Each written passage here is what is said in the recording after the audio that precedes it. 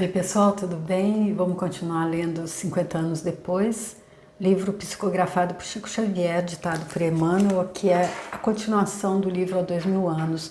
O livro Há 2000 anos trazia a história do senador Públio Lentulus, que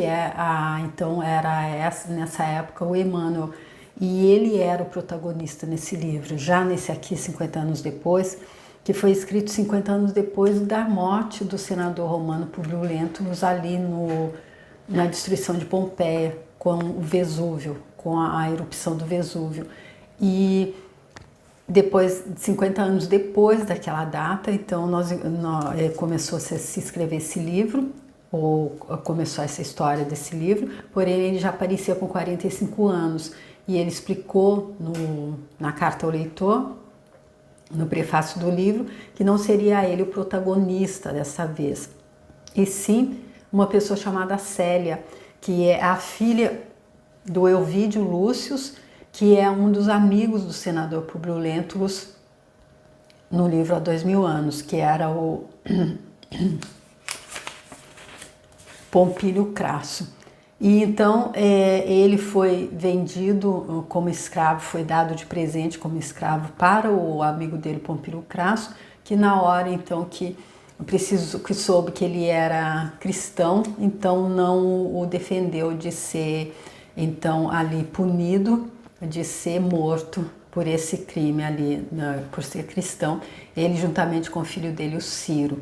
Nós já vimos tudo isso aí na primeira parte do livro, agora nós estamos na segunda parte, estamos aqui no primeiro capítulo, que é a morte do Quinéio Lúcius. E a morte do Quinéio Lúcius é exatamente o Quinéio Lúcius é exatamente o pai do Elvídio Lúcius, que é então o Pompílio Crasso, que era o senhor então do Nestório. E o Elvídio Lúcius é o pai da Célia, a protagonista então da história, que era também apaixonada, que é apaixonada pelo Ciro. Tudo isso nós vimos nas páginas anteriores. No vídeo anterior nós vimos os momentos finais do Quinéio Lúcio estão chegando, e a filha dele foi então ali chamar a Célia e a Alba Lucínia para vir, porque a situação dele as horas dele estão terminando. E aí então quando chegam ali as duas, ele nota que o estado de abatimento da Alba Lucínia, que nós já vimos no vídeo anterior, então, que ela recebeu novamente uma afronta ali do prefeito Lório Úbico, que está apaixonado por ela e está aproveitando a ausência do marido dela, de Roma, para então estar fazendo avanços em direção a ela, mas ela foi muito dura com ele. Ela disse então que ela o expulsaria, que a porta que esteve aberta para recebê-lo sempre como amigo, agora serviria para expulsá-lo como um monstro.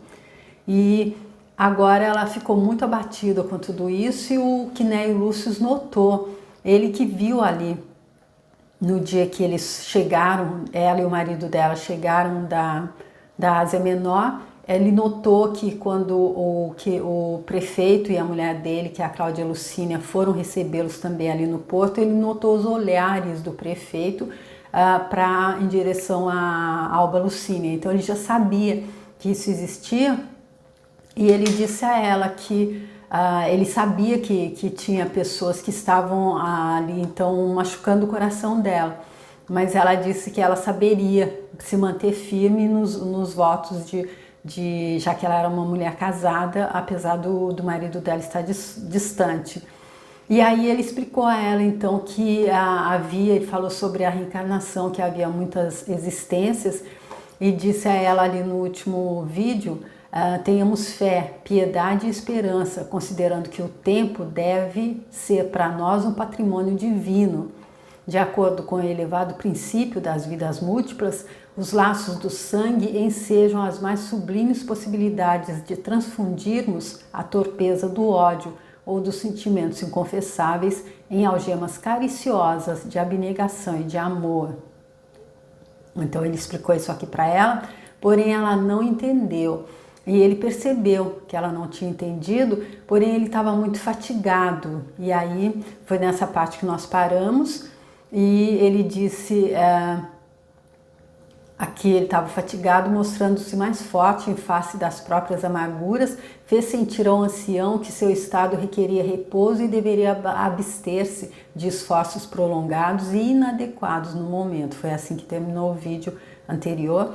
Agora, então, para dar continuidade, eu peço a Jesus Cristo que possa me abençoar, que possa fazer com que a minha leitura seja fluida e que os comentários sejam pertinentes. Agradeço muito a Chico Xavier e Emmanuel por esse trabalho. E agradeço a você que acompanha e peço que Jesus Cristo te abençoe também. Se tiver, como Emmanuel disse, leia e medite. E no livro Há 2000 anos ele disse que ele estava abrindo essa página da vida dele para não servir de roteiro. Então, se tiver alguma mensagem especial para você, que você capte. E toda a história é cheia de mensagens, é cheia de lições para qualquer um aqui. Então, que você possa aproveitar bem o conteúdo desse livro. E aí, então, vamos continuando para ver como é que fica aqui a história, então, agora desse primeiro capítulo da segunda parte, quando vai se contar, então, a morte do Quinéio Lúcius. O sábio Patrício percebeu a incompreensão da nora, esboçando um sorriso carinhoso e resignado. Daí a momentos, a esposa de Ovídio confiava aos da casa as suas impressões relativamente ao estado mental do enfermo, o que, conforme esclarecera a Márcia, não era surpresa, desde que o generoso velhinho manifestara suas simpatias pelas doutrinas cristãs. Porque a Alba Lucínia acreditou que ele estava delirando, porque ela, como a gente sabe, ela não é cristã, ela é politeísta. Somente Célia compreendeu a situação, correndo a consolá-lo, com sua ternura imensa, abraçou-se ao avô enquanto ele lhe advertiu.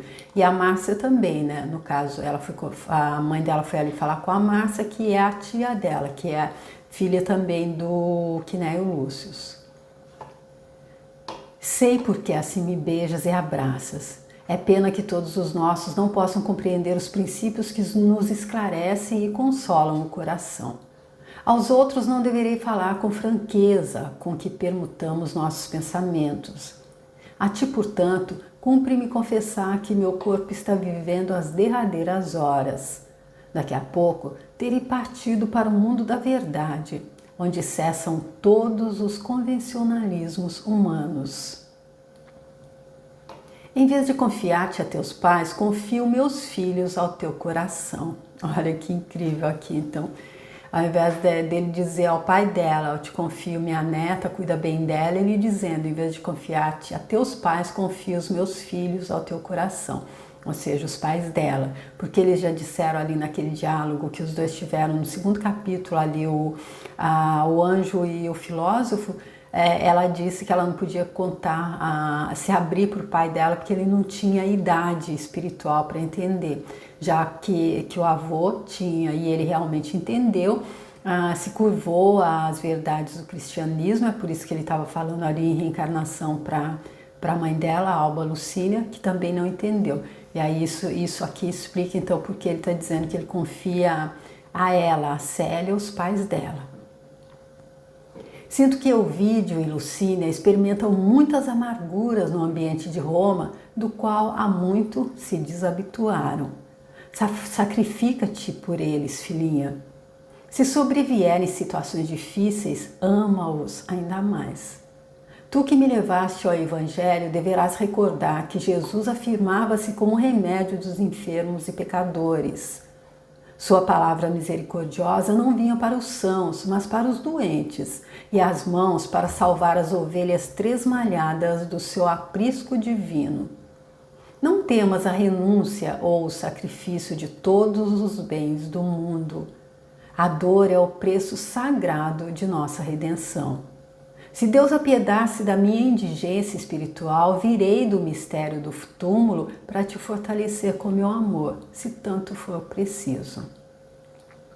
Aqui então ele dando uma injeção de ânimo nela, porque ele entendeu ali o que é que está passando, que ele sabe o que está passando os pais dela, o que é que eles estão vivenciando, e ele sabe que isso vai trazer bastante dor ainda ali para Célia. E ele então ele dizendo a ela para para ser forte, não é, em outras palavras, e prometendo que, se for possível, se Deus assim permitir, que ele venha ajudá-la. Enquanto a neta lhe ouvia a palavra, altamente emocionada, mas serena em sua fé, o venerando Patrício continuava, depois de longa pausa. Desde ontem, sinto que vou penetrando em uma vida nova e diferente. Ouço vozes que me chamam ao longe e seres luminosos e imperceptíveis para os outros que me cercam o leito, desolados. Pressinto que o corpo não tardará a cair na agonia. Mas antes disso, quero dizer-te que estarás sempre no coração do avôzinho, seja onde e como for. E aqui sempre esse momento da morte, que antes eu tinha uma ideia de que fosse um momento solitário, porém agora fica cada vez mais claro que não, é um momento onde pessoas que a gente já conhece, pessoas que nos querem bem, que estão acompanhando também a nossa caminhada, têm a permissão para vir ali nos buscar. Há histórias, acredito que vocês já devem ter ouvido também, de gente que um pouco antes da morte diz ter visto algum parente, algum amigo, não é? A gente sempre colocava na conta de delírio, porém é o que acontece. E além dos seres luminosos e imperceptíveis, porque há aquela desconexão também que é feita daquele cordão de prata, isso eu aprendi aqui com esses livros, e eu vi um vídeo de alguém explicando também, que é preciso, assim como o cordão umbilical é cortado na hora que o neném nasce, esse cordão de prata também ele tem que ser cortado, e é por isso que se explica que a pessoa, quando ela se suicida, ela tem ainda essa ligação, ela fica ligada ao corpo, porque essa ligação só se termina com essa desconexão que é feita apenas no momento em que ficou determinado por Deus, pela espiritualidade. E tudo isso é gente ali no nosso entorno nesse momento da morte, não é? Ou seja, a morte e o nascimento são bem parecidos, só que a gente está chegando em uma escola para plantar mais coisas para a próxima vez e para colher aquilo que a gente plantou no passado. E a outra, nesse momento aqui da morte, a gente está indo lá com o nosso boletim, nosso caderninho embaixo do braço para fazer os apontamentos ali, para aurir novas forças, para ganhar ânimo, para voltar. Acredito que seja assim. Sua palavra tornava-se morosa e arquejante, mas a jovem, compreendendo a situação do querido enfermo, amparou-lhe a cabeça alva de neve com mais cuidado e maior ternura.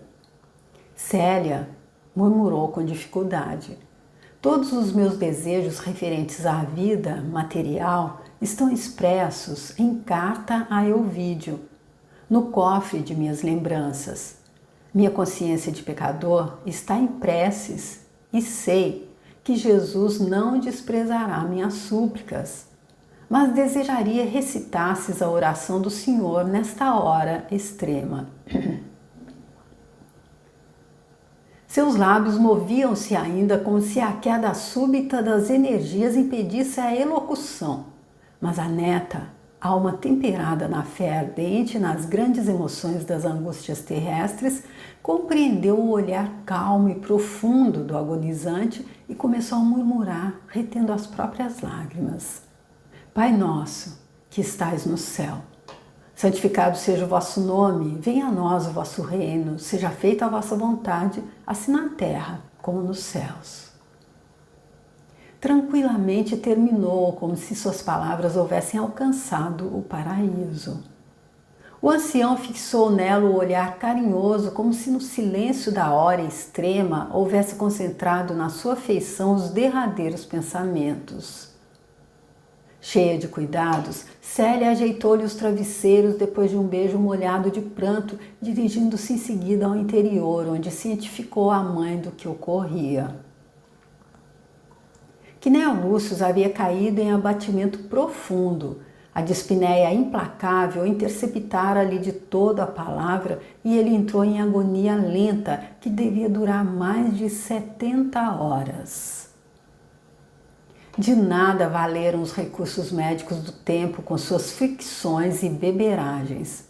O moribundo perdia o tônus vital aos poucos em meio das mais dolorosas aflições. Aqui eu acredito que esse tônus vital é exatamente aquilo que eu já ouvi, não sei aonde, ser chamado de cordão de prata, e por isso esse tempo também, né, que levou. Eu acredito que assim como o tempo para se reencarnar, o tempo para se libertar também para fazer essa passagem depende de cada um. As lágrimas de Márcia e Publícia misturaram-se às de Alba Lucínia e filha, ante os rudes padecimentos do velhinho adorado. Um servo foi expedido a toda a pressa para Capua, requisitando a presença de Caio Fabrícios e da mulher dele, que poderiam talvez chegar a Roma para as derradeiras homenagens. Então o Caio Fabrícios, a mulher dele, é a outra filha do Elvídio, que é a Elvídia, e também, claro, neta do Quinéio. Na manhã do terceiro dia de agonia dolorosa, como só acontece com as pessoas de idade avançada, Célia percebeu que o avô estava nas derradeiras impressões da existência terrestre. A respiração era quase imperceptível. Um frio intenso começava a invadir-lhe os pés e as mãos. Aqui ele dá uma informação que aí eu não entendi. Na manhã do terceiro dia de agonia dolorosa, como só acontece com as pessoas de idade avançada, então isso, a agonia dolorosa, porque ele tem a idade muito avançada, então não sei. Todos os familiares compreenderam que chegara o instante supremo. Márcia, nas suas expressões de amargura resignada, sentou-se junto do venerando genitor, aconchegando-lhe a cabeça entre os joelhos, carinhosa, enquanto Célia lhe segurava as mãos frias e enrugadas, com a alma em prece fervorosa, suplicando a Jesus receber seu avô na luz da misericórdia dele. A jovem cristã, no êxtase da fé, sentiu que a câmara espaçosa se enchia de claridades estranhas e indefiníveis. Figurou-se-lhe divisar seres luminosos, aéreos, a cruzarem a alcova em todas as direções. Por vezes chegava a lhes fixar os traços fisionômicos, embora não os identificasse, surpreendendo-se com a visão de túnicas alvinitentes, semelhantes a largos péplos de neve translúcida. Todavia, entre aqueles seres radiosos, entreviu alguém que lhe era conhecido. Era Nestório, que a confortava com um afetuoso sorriso. Compreendeu então que os bem-amados que nos precedem no túmulo vêm dar as boas-vindas aos que atingiram o último dia na terra. Naquele minuto luminoso, o coração dela enchia-se de carinhoso júbilo e de radiosas esperanças. Desejou falar ao vulto de Nestório, perguntando-lhe por Ciro, mas absteve-se de pronunciar qualquer palavra, receosa de que sua abençoada visão se desfizesse. Contudo, como se os pensamentos mais íntimos fossem ouvidos pelo amigo desencarnado, percebeu que o ex-escravo lhe falava, ouvindo a voz dele. Estranhamente, como se o fenômeno obedecesse a um novo meio de audição intracerebral. Ou seja, aquela coisa de que a fala, a comunicação, como acontece aqui no nosso plano, ela é, pode-se dizer, arcaica, porque ali, quando se eleva, se sobe um pouco, a comunicação já é feita via pensamento. E ela pensou em perguntar, mas não o fez com medo de perder a visão. E ela já tinha perguntado, assim que ela pensou. E ali também no livro Peça e Será Atendido, os Abrahams dizem que qualquer desejo nosso, ainda que não seja formulado em palavras, que eles são ouvidos também. A gente só pensou ou sentiu alguma coisa, por isso que é tão importante a gente estar mantendo o pensamento positivo e ter sentimentos também que sejam sentimentos de bem-estar. esse livro, Peça Ser Atendido, eu estou fazendo também, eu deixo a minissérie, eu deixo a playlist aqui se você quiser ver. Filha, parecia lhe dizer o espírito Nestório afetuosamente, Ciro já veio e vê-lo-ás breve. Acalma o coração e guarda a tua fé sem desdenhar o sacrifício. Adeus. Junto de alguns amigos desvelados, aqui viemos buscar o coração de um justo. Então, porque a gente lembra que o Quinéio Lúcio era politeísta também, não entendia, não conhecia os ensinamentos de Jesus Cristo, porém era um homem de extrema bondade, como Emmanuel explicou, uma alma realmente iluminada, já de bastante idade, como ficou claro também nos vídeos anteriores, naquele capítulo em que ele teve aquele longo diálogo com ela, onde ele foi para tentar dissuadi-la de ser cristã e ela explicando a ele se tornou cristão. Então, por isso aqueles dizendo tanta gente assim, tanta luminosidade para buscá-lo. Nestório, então, resumindo, aqui viemos buscar o coração de um justo.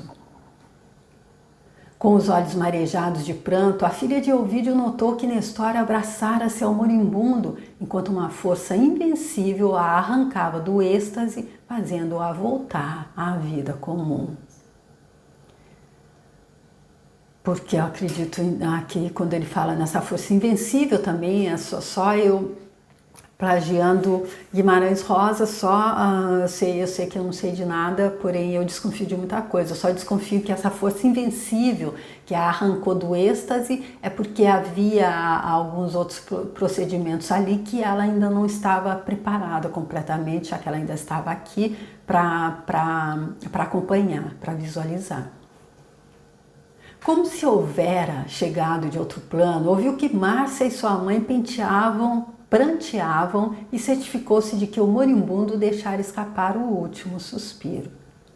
Quinéio Lúcio, com a consciência edificada nos largos padecimentos de uma longa vida, partira ao amanhecer, quando o maravilhoso sol romano começava a dourar as eminências do Aventino com os primeiros beijos da aurora. Então, um luto pesado se abateu sobre o palácio que por tantos anos havia servido de ninho aos grandes sentimentos dele. Durante 8 dias, seus despojos ficaram expostos à visitação pública, na qual se confundiam nobres e plebeus, por lhe trazerem todos um pensamento agradecido. A notícia do infausto acontecimento foi mandada a Elvídio pelo correio do próprio imperador, enquanto Caio e a esposa chegavam da Campânia a fim de assistir às derradeiras homenagens ao morto ilustre e querido. E aqui mandaram avisar o Elvídio, que é o filho dele, e que nós vimos, Emmanuel deixou claro que era mais do que uma ligação pai-filho, era uma ligação de amizade, uma ligação de mestre e aluno mesmo ali entre os dois. E quanto vai ser triste para o Elvídio, então, receber essa notícia, não é? Quinéio Lúcio não tivera o conforto da presença de Elvídio, mas Cornélio fez questão de tomar todas as providências para que não lhe faltassem as honras de Estado. Assim, o venerando patrício, justamente conhecido e estimado por suas virtudes morais e cívicas, antes de baixar ao túmulo, recebeu as homenagens da cidade em peso. Elvídio Lúcio encontrava-se entre a Tessália e a Beócia quando lhe chegou a notícia do falecimento do pai. Então ele estava ali na Grécia, né? Na viagem que ele fazia acompanhando a comitiva do imperador. Inútil cogitar de uma visita a Roma com o fim de confortar o coração desolado dos seus, não somente porque muitos dias já se haviam escoado, como também devido aos seus labores intensos no cargo a ele confiado pelos caprichos do imperador. Então, ele quando recebeu a notícia já havia passado muito tempo, porque naquela época não era aquela coisa da gente só ligar o WhatsApp e já conseguir falar com alguém, ou telefone, ou qualquer coisa que está lá do outro lado do mundo. Então, até que ele recebeu a notícia, já tinha sido enterrado há muito tempo, as pessoas já estavam consoladas, e além do mais, ele não podia largar ali o trabalho que foi confiado a ele pelo próprio imperador, a pedido da Cláudia Lucínia, da Cláudia Sabina, que queria ele ali com ela. Entre os mármores e preciosidades da antiga Fóstica, que é também ali na Roma, na Grécia Central ali antiga, em cujas ruínas era obrigado a utilizar seus talentos na escolha de material aproveitável às obras de Tibur, sentiu no coração um vácuo imenso. O genitor era para ele um amparo e um símbolo. Aquela morte deixava-lhe na alma uma saudade imorredora. Os longos meses de separação do ambiente doméstico decorriam pesadamente. Debalde atirava-se ao trabalho para fugir ao desalento que a miúde lhe invadia o coração. Embora a comitiva imperial permanecesse em Atenas, junto de Adriano, ele nunca estava livre das convenções sociais e políticas no ambiente de suas atividades diuturnas. Sobretudo, Cláudia Sabina nunca o abandonava na faina do esforço comum, cooperando na sua tarefa com decisão e com êxito, reconquistando-lhe a simpatia e a amizade de outros tempos. Ovidio Lúcio, porém, se lhe admirava a capacidade de trabalho, não poderia transigir no tocante aos sagrados deveres conjugais, guardando a imagem da esposa no santuário de suas lembranças mais queridas, com lealdade e veneração.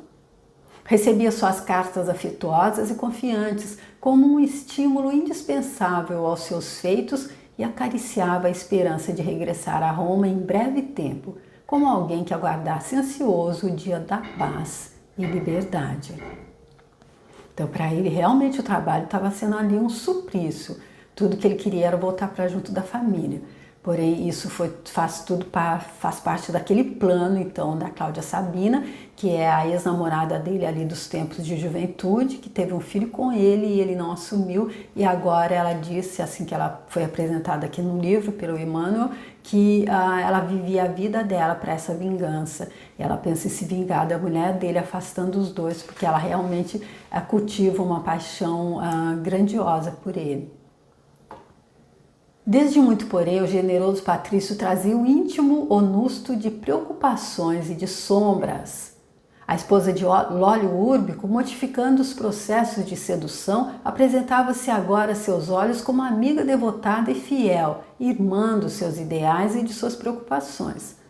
No fundo, a antiga plebeia conservava a paixão desvairada de sempre, acompanhada dos mesmos propósitos de vingança para com Alba Lucínia, considerada como usurpadora da aventura dela. E isso é uma coisa que não muda, né, com o tempo, porque ela quando era jovem, namorou o Elvídio, engravidou dele, ele não assumiu e não me consta que ele já conhecesse a Alba Lucínia. E depois ele conheceu a Alba Lucínia, porque a Cláudia Sabina era uma plebeia e eu acredito que por isso só servia para namorar, não era para casar. E aí ele conheceu a Alba Lucínia, cujo pai é tão ali amigo do imperador, amigo do prefeito, que o ajuda tanto. Então casou-se com ela, porém agora a Cláudia Sabina, ela só pensa em se vingar da Alba Lucínia. É como se não tivesse, ele não. E acho que isso mais ou menos é um padrão, não é? E então, ela aqui considera a Alba Lucínia, a mulher do Elvídio, como a usurpadora da aventura dela. E aqui a gente vê que ela mudou de estratégia também, ela está se fazendo a boazinha, a amiga, porém tudo, ela então conserva essa paixão desvarada e ela tem os mesmos propósitos de vingança, não mudou nada, só mudou a técnica, né? O objetivo não mudou.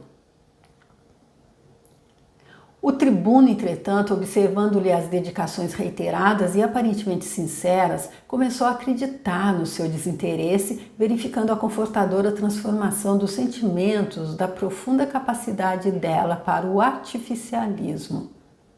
Cláudia Sabina, contudo, continuava a querer-o desvairadamente. O constante adiamento de suas esperanças represava-lhe a paixão com mais violência. No íntimo, experimentava os padecimentos de uma leoa ferida, mas a verdade é que, a cada investida do seu afeto, Elvídio lhe fazia perceber o caráter sagrado das obrigações matrimoniais de ambos, indiferente ao seu olhar ansioso e às suas aspirações inconfessáveis. A mulher de Lólio Úrbico desejava ser amada, assim, com tanta fidelidade e devotamento, mas os sentimentos grosseiros do coração não lhe deixavam perceber as vibrações mais nobres do espírito. Sabia tão somente que amava Elvídio Lúcio com todos os impulsos do temperamento lascivo dela. Para realizar seus propósitos inconfessáveis, não recuaria. Odiava a Alba Lucínia e não trepidaria em lhe impor a vingança mais cruel, desde que conseguisse voltar às delícias do antigo amor, feito de exclusividade e violência. Então aqui a gente vê então o Emmanuel tirando todo o véu aqui da dissimulação da Cláudia Sabina.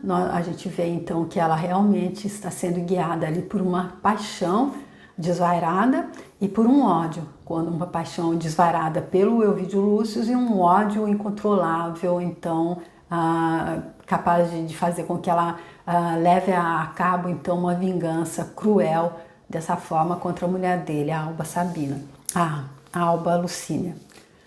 Desculpe, eu troco aí o sobrenome delas, porque é mais ou menos parecido.